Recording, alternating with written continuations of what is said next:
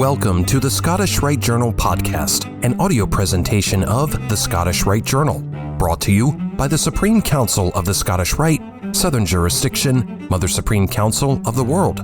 This week's article is The Masonic Traveler, Reflections from the River, in praise of the poet, Mason, and builder Alexander Pope, by Brother Jonathan R. Corbett, Master Mason, and comes from the September-October 2025 issue of the Scottish Rite Journal. Happy the man whose wish and care a few paternal acres bound, content to breathe his native air in his own ground. Thus wrote the great English Enlightenment poet and Freemason Alexander Pope in the opening verse of his Ode to Solitude. These lines are in a sense timeless and easily could be quoted by any city dweller of the fast-moving world of today. They echo the poet's search for serenity, for an escape from the spoilt air of the city, its madding crowds, the noise of towns, of business with its clink and jingle of silver and gold, all set amid the frequent passionate and violent outbursts of religious zealotry and intolerance during the penultimate years of 17th century London. Far from the glittering climbing spires of Sir Christopher Wren's Phoenix-like new metropolis of London, and 10 miles still from Hyde Park Corner, it was to relative safety of Binfield in Berkshire, where Pope and his family retreated in 1700, escaping the strict penal laws in force in the city. Betwixt the waters and the wild of country life, the Pope household could find respite, and where the young lad was able to discover his own Elysium, blossoming and flourishing, unburdened by the punitive disabilities of the age. Pope's love for the countryside is exemplified in his poem Windsor Forest, published in 1713 to great acclaim, wherein he describes the Edenic landscape of hills and vales, woodlands and plains of his new home, as we see here. There, interspersed in lawns and opening glade, thin trees arise that shun each other's shades. Here in full light the russet plains extend. There, wrapped in cloud the bluish hills ascend. Even the wild heath displays her purple dyes, and midst the desert fruitful fields arise.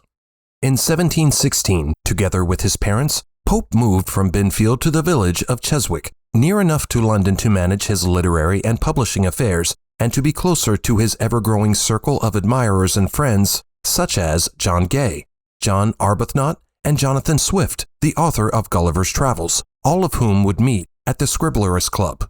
The Irishman Swift, the Dean of St. Patrick's Cathedral in Dublin, was to become a close friend, inspiring and providing encouragement to his English counterpart.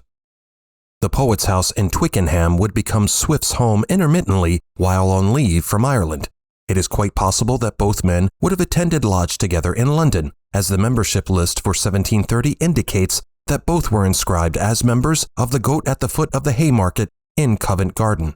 The Masonic Temple was truly one of the few venues existing at the time where good men could meet on the level, leaving their religious and political differences squarely at the door.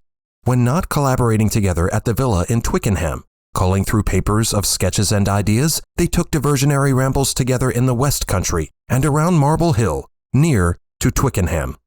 Between 1716 and 1719, the Pope family resided at a modest red-brick terraced house in Chiswick, still standing today.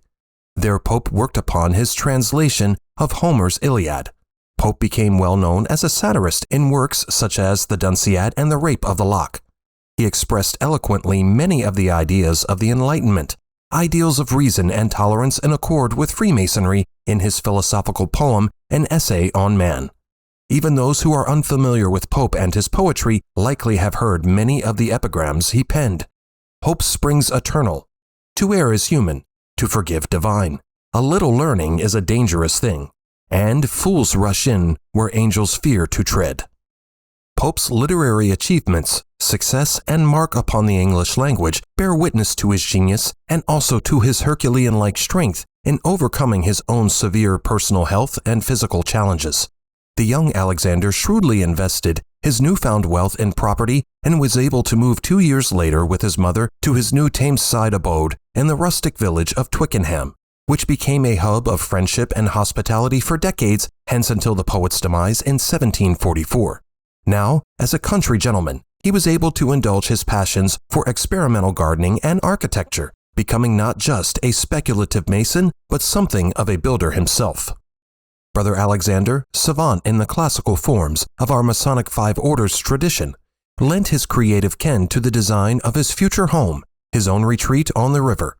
Pope fondly wrote to his Irish friend and portrait painter Charles Jervis, "It is here I have passed an entire year of my life, without any fixed abode in London, and more than casting a transitory glance for a day or two at most in a month on the pomps of the town."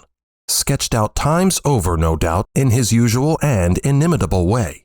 Then skillfully planned with two leading architects of the time, fellow Catholics James Gibbs and William Kent, Pope's villa, modest and low in stature, was quite the physical embodiment of this poet, artist, and mason, a monument in stone to the earthly form and unassuming virtues of Pope himself.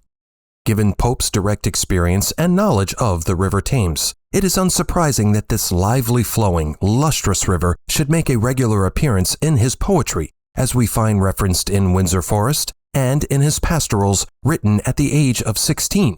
Here he invokes the fair river to flow gently from its sacred spring in the Cotswold Hills, while upon its banks he visions and hears Sicilian muses in song.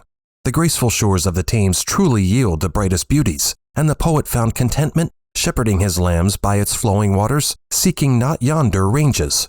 His praise of the ancient river is further expressed in these first 4 lines to his Summer, the second pastoral or Alexis.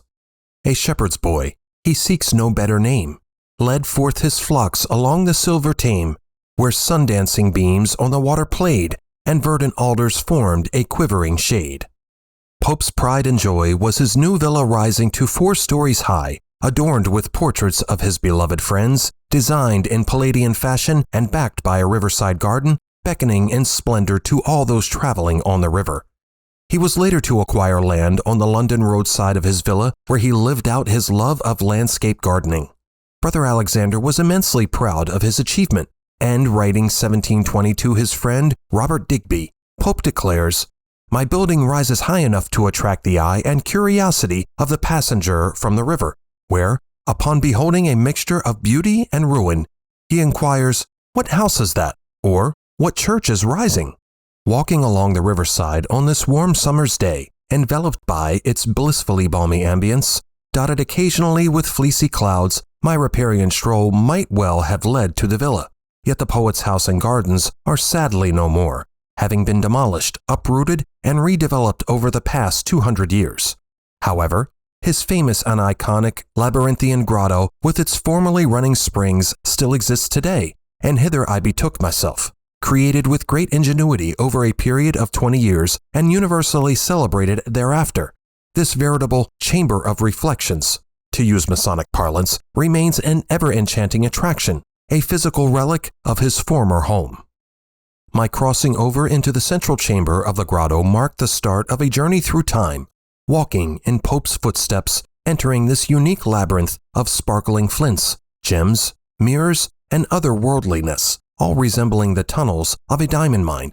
Suddenly, a spacious, splendidly spangled side chamber appeared from the south, revealing the statue of Roman Matrone. Then, in the northern chamber, I beheld another statue, that of Santiago de la Compostela. This chamber may have served as a chapel at some later point in time when a convent once stood above the grotto. The chamber located in the central passage served as a scriptorium for the poet and was reported to be illuminated by a hanging alabaster lamp, shedding its rays upon the minerals-rich encrusted walls and overhead mirrors of the chamber. How fine it must have been for Brother Alexander to sit where he could write and study, to the sweet sounds of the nearby river, charmed by the flow of projections cast by transient watercraft, reflected upon the starry-studded passageways within. Standing on a bluff near to the River Thames is the Twickenham Parish Church of St. Mary the Virgin. This mount forms a natural site where the village's first church once stood, possibly during the Saxon era. In 1714, St. Mary's was rebuilt in the red brick Queen Anne style following an earlier collapse, and adjoins the 15th century ragstone bell tower. Brother Alexander is buried at the top of the nave, next to the chancel and beside Charlotte, Countess of Drogheda, and adjacent to his mother Edith Pope. His stone slab is plainly inscribed with the letter P and remembered by a brass memorial plate to his name.